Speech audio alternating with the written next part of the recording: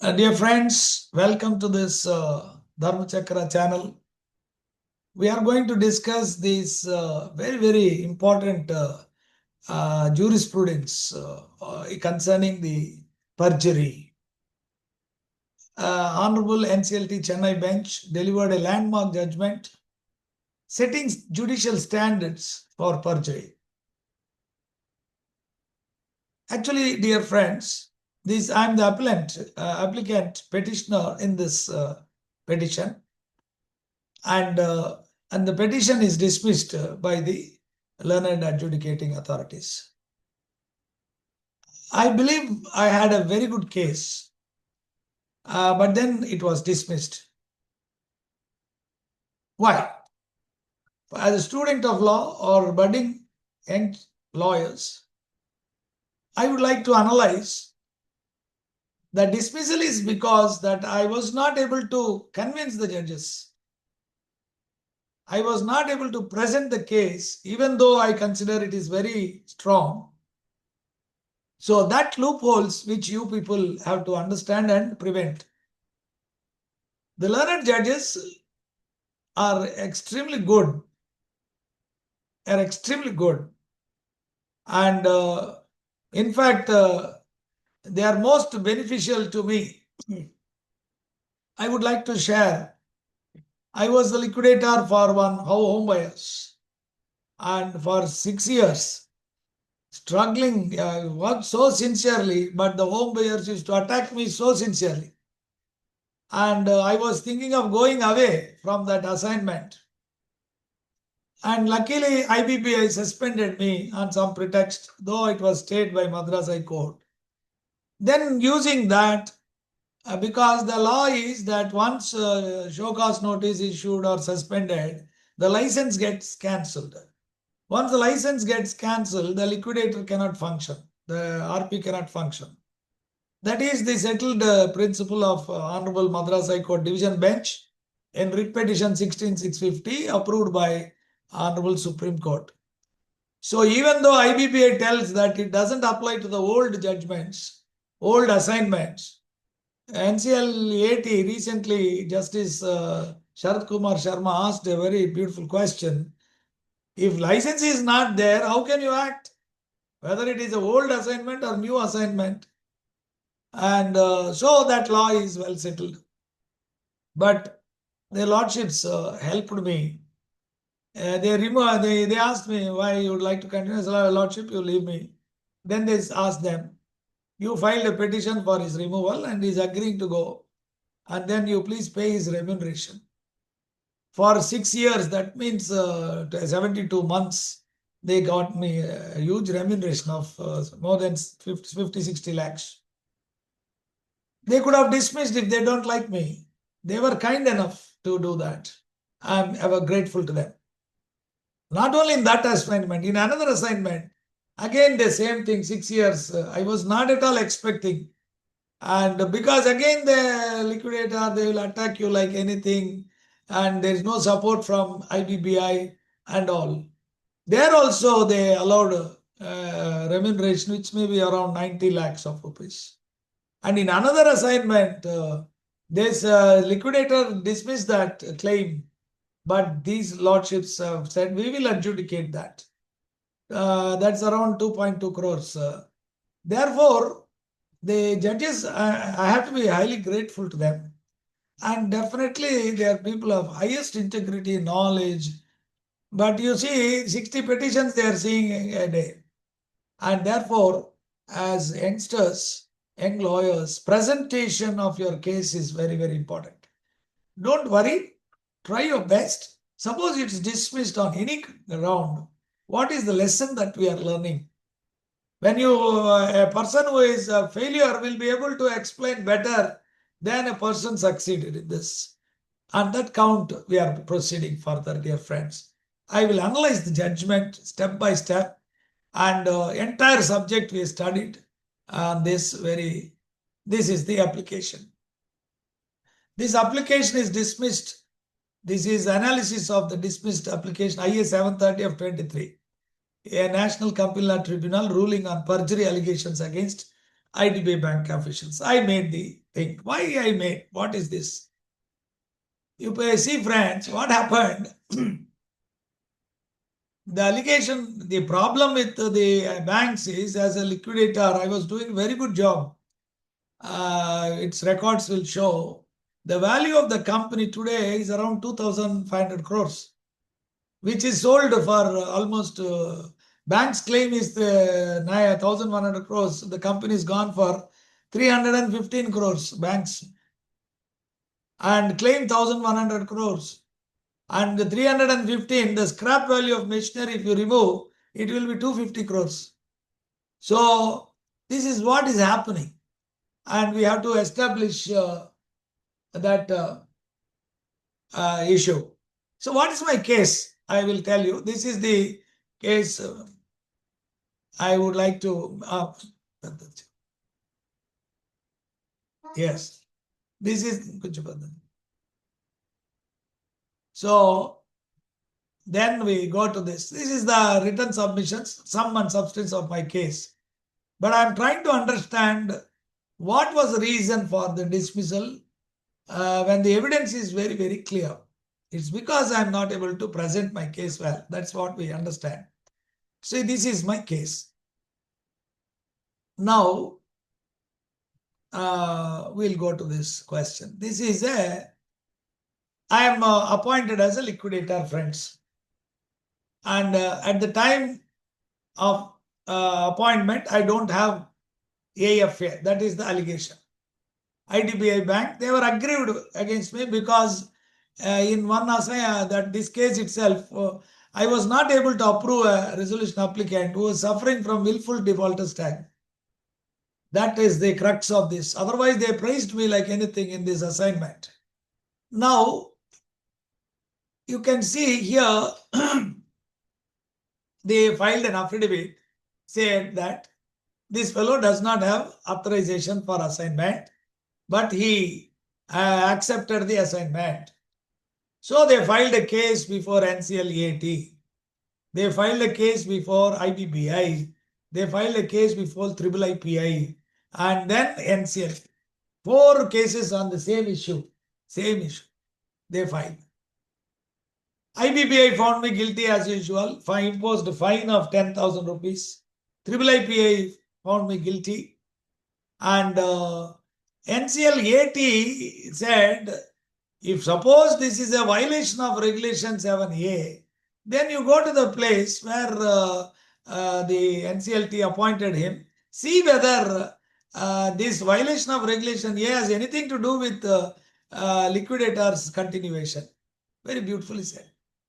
So IDBI Bank running after me, my blood, and what is that? They said IDBI Bank refers to page 51, para 13 and 15A, refer to the regulator's website regarding AFA and claimed the status was nil, left blank.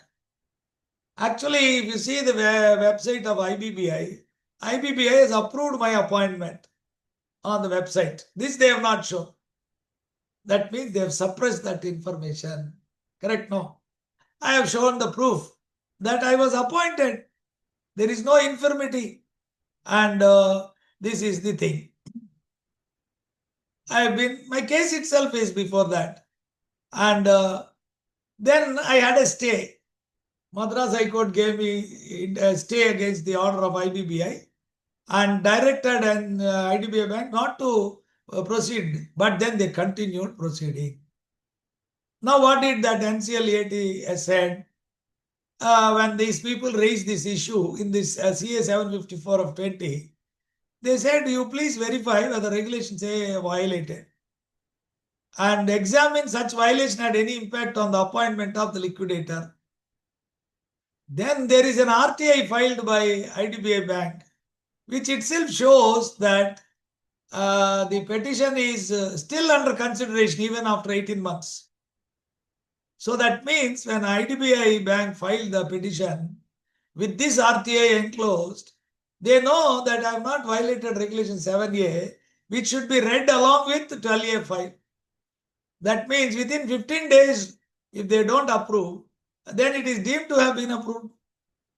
So now I have again shown, you please see, my case is, this is the judgment of Nclt. Because it's there going, and they said same questions they raised there. It is the case of the applicant that he did not comply with regulation in strict sense, since he had applied for AFA well in advance, much before accepting the assignment. As per regulation 12A, model code and all, AFA was deemed to have been received on the expiry of 15 days from the date of application. The appellant received the communication of rejection of his application only on 16th July. So I am saying I received only on 16th July after 7 months, Baba. You read 12A5, and therefore I have not violated any regulation, and I did not contravene any law. But then Nclt also found me guilty. And based on General Clauses Act, I got relief from Supreme Court. Nobody is bothered about Supreme Court. And now here the catch. IDBI Bank in Supreme Court admitted my case, said what you done is wrong. It's on merits we are going to adjudicate. How can you apply General Clauses Act when there is a specific provision 34(4)(b)? So liquidator is a source of power for appointment of liquidator is 34(4)(b). And you please explain us about the infirmities in that.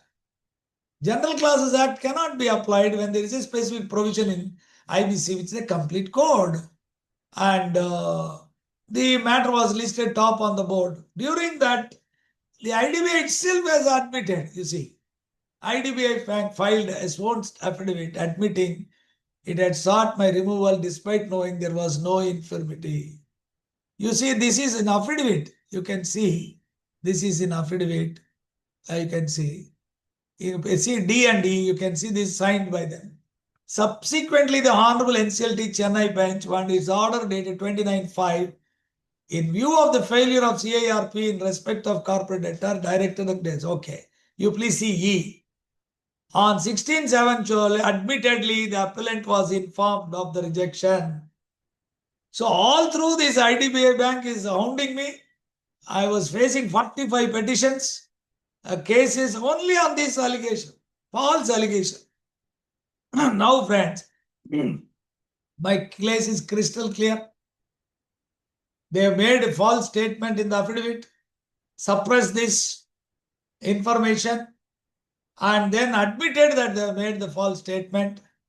And in fact, they went to Supreme Court and made false statement there also, for which that proceedings are being pending.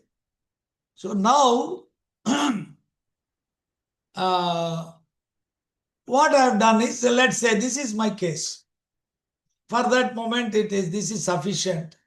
Then what happened? The case started. I tell you how the case proceeds, how the case should proceed. The learned judges knew, and it was in 23. The IDBI Bank is represented by Additional Solicitor General Shankar Narayanan sir. And when the senior advocate is presenting his case, this bench has the practice of allowing him to first present. They will not allow you. Whereas in the bench one, they just Sanjeev Jain sir and Venkatraman bench, they will not bother whether you are senior, junior, etc. First, they will give the applicant the charge. They will ask you to, they will listen calmly. And then respondent. Then they will decide whether to admit or not. But in this case, they were running through almost 2 hours. First they allowed and the IDBI Bank to file affidavit. So IDBI Bank filed 800 pages, all judgments unconnected to my case. Allegations. So I said, then Solicitor General started arguing the matter. 2 hours. Again, he wanted another 2 hours. Then he went to the extent of cross-examining me. Then I told the Honorable Bench that, please allow me to present my case. And first of all, as per Jasbir Singh, state of Punjab, and Pritish was a state of Maharashtra, and also analyzed by the Honorable Madras High Court detailedly on the jurisprudence of this thing, the respondents have no right to present their case. The respondents have no right to present their case because this is an offense against the tribunal or the judicial body or authority. Making a false statement is a very serious offense affecting the administration of justice. And the court will have to decide on its own, based on the material placed, whether the false statements are made and whether they had impacted the decision making. That is, if the false statement is not relied upon, will the judgment be different? The judgment can be made, the affidavit is filed here only. So I said, but then the judges said we will not go by this judgment of constitutional bench. We would like to hear for better understanding. Thereafter, I raised the issue to the ASG. I told him, sir, you are the officer of the court, and first priority is the court, and constitutional bench you are violating. Then how will we argue this case? And I have not given an opportunity to present. Then immediately stopped appearing because he will be under disciplinary proceedings of Bar Council. Right. Then thereafter, the court reserved the matter for orders. And see, what is this judgment 191 CPC? As you know, any person who is making false statement is an offense against the court. Therefore, the court is the aggrieved party.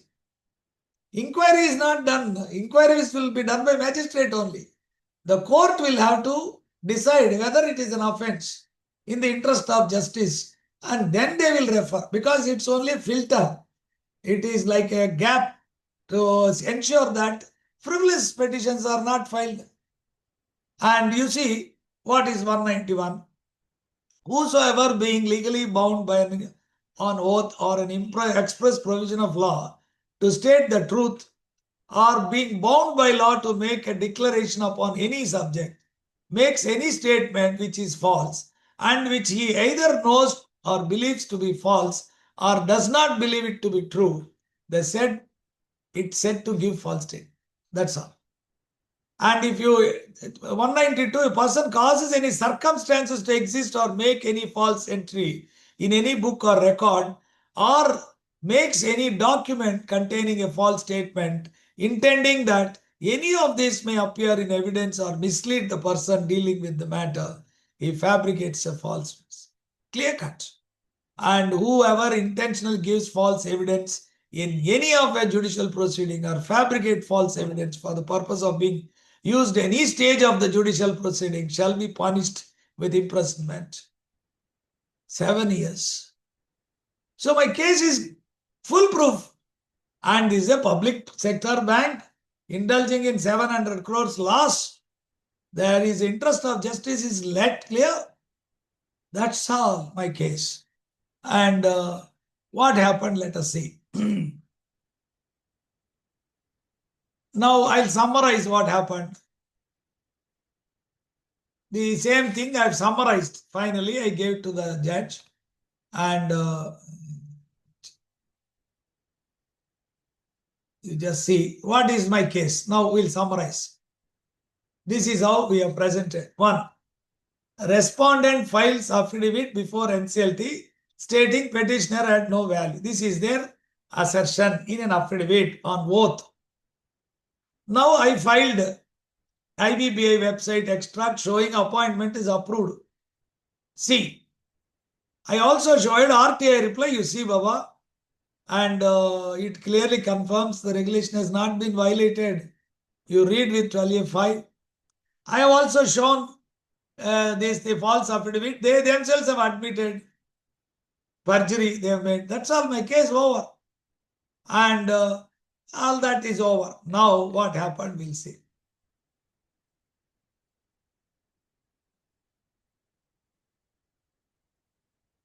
Let us see. Now my petition is failed, dismissed. Now let us see what is that case. So in other words, it is possible the judges did not appreciate what I presented, or I don't know what is the reason. This is what I feel that I have done a clear job. But then they set a good standard, but then this petition is dismissed. The case for perjury proceedings under 340, the presentation demonstrating how knowingly a false statement proven with documentary evidence and subsequent sworn admission was erroneously dismissed by Nclt, contrary to the binding precedents. Here the Nclt refused to abide by the constitutional bench judgment, gave them opportunity of being heard, and where they went to the extent of trial also they are doing. And next, the party made knowingly false statement on oath to Nclt regarding petitioner's authorization for assignment. Proof: the statement was immediately disproven by unimpeccable official records, including IBBI extract. The same party later admitted to the truth in a sworn affidavit before the Supreme Court, directly contradicting their earlier statement and confirming the perjury, the error. Despite this, clear prima facie Nclt dismissed the application, ignoring the material evidence. Fine. And set the legal standard. So now, statement to Nclt, affidavit before Nclt tribunal, and intimation of rejection was received, both important. Supreme Court they have admitted. And Nclt claim petitioner did not possess valid authorization. Petitioner was in violation of Regulation 7A. Official IBB reflected petitioner AFA status. All wrongs in the affidavit. These were all shown to the court. IBBI website. It was not a matter of interpretation but selective presentation. Respondent suppressed and approved the status. And a reply to Right to Information Act will say there is no violation. And deemed approval. And miscarriage of justice. Respondent filed a false affidavit before Nclt asserting the petitioner lacked. Based on this false affidavit, the Honorable Nclt dismissed the petition.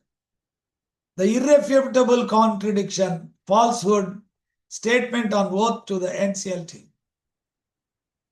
and the truth. The Supreme Court affidavit and tribunal first error. Clear prima facie case. The impugned order proceeds as if no prima facie case of false evidence existed. The overlooked evidence, documentary proof, own admission. Three important material evidences were just ignored. The bar for selection entry is merely to establish a prima facie case. The inquiry will be done by magistrate. And the evidence presented far exceeded the standard, making dismissal a clear error. The tribunal's second error disregarding the binding precedents, procedural mistake. Constitutional bench, you are not supposed to overrule. Recently, Supreme Court said it's a judicial impropriety. Right. Now, offense against the administration of justice, the role of the counsel, ASG, and the court's duty. Summary of the facts. Now we have to file before Nclt. We may file the recall petition that may be dismissed. We don't know. Well, let's see. And now, how the order, if you see, this is the order.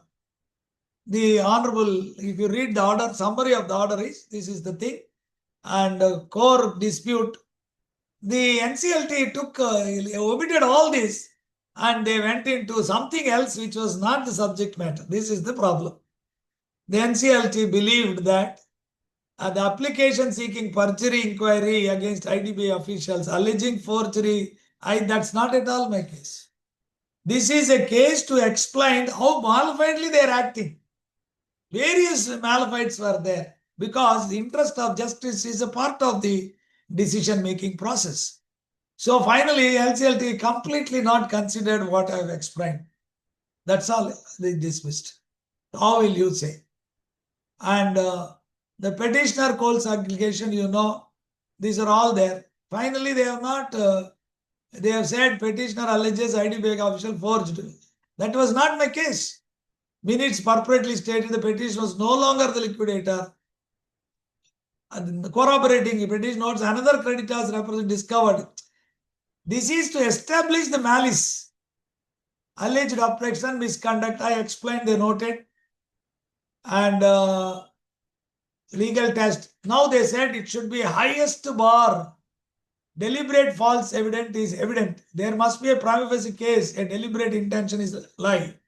Mere allegations, inconsistent or suspicion are insufficient. They have decided. These expedients in the court must believe that initiating criminal inquiry is the necessity of the administration inquiry initiated. Tribunal finding 2. The act was not committed before the court. Because there is a subject itself is wrong, everything is wrong. And the petitioner's removal as deemed to settled issue. Noted its own order, which replaced this petitioner. IDBI lending practices. Here, this is not an issue, but then that we will discuss later. But my case is not that. Is of considered view that present application is devoid of merits, lacks bona fides. You see. So, now the NCLT decision based on something which is not the subject matter. High bar for perjury. NCLT will not entertain perjury applications based on suspicion or allegations. Standard requires conclusive evidence of a deliberate falsehood. Finality of settled issues. The tribunal will not allow previously litigated, decided matters to be re-argued under the guise. It is not re-argument. And this is against the jurisprudence of 340. Professional standing matters. Petitioner's case was implicitly weakened by his own professional non-compliance was a matter of official record confirmed by. They have ignored the Supreme Court setting aside all this. The actions must relate to proceedings. Here the actions relate to the proceedings only. Whatever bar is there, what I have explained, but then that is doesn't matter. Dear friends, this is the judgment.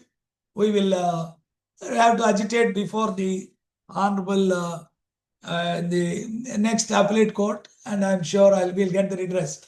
But what we are trying to say, dear friends, this is all happens in the system.